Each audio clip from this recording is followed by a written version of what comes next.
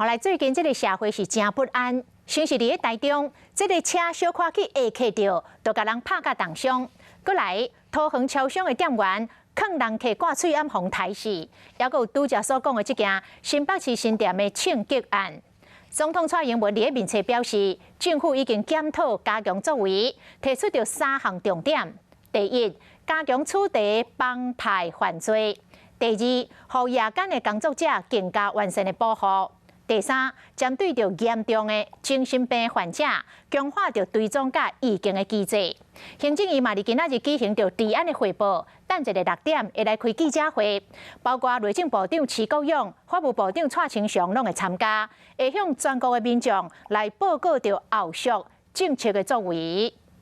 商店员被刺，有没有什么话要对家属说？因为提车人客挂喙暗超商的店员互攻击甚至死亡的案件一直发生。总统蔡英文伫面册讲，最近真侪治安事件，包括台中桃园超商店员互攻击的事件，台中两件球棒拍人的事件，佮有8亿来新北枪击案，提出3项观测重点。第一，对组织性的帮派暴力事件，政府绝对袂吞忍，已经要求内政部加强稽查。第二，针对伫暗时做工课劳工，政府会和业者协调，运用科技和软硬体提升保护机制，加强暗时巡逻。第三，对严重精神疾病患者的身心状况，会定期提供关怀协助送医和食药啊，嘛强化追踪和预警机制。有人质疑您发文太慢了。总统的功能绝对不是只是在发网络文而已，而且以总统高度，真的应该有很强的力量，可以让内政部也好，警政署也好，相关的司法院也好，都可以赶快的完善法令。总统面册表示，行政院拜2举行治安汇报了后，会向全国民众讲后续政策的作为。我以前担任过台中市长，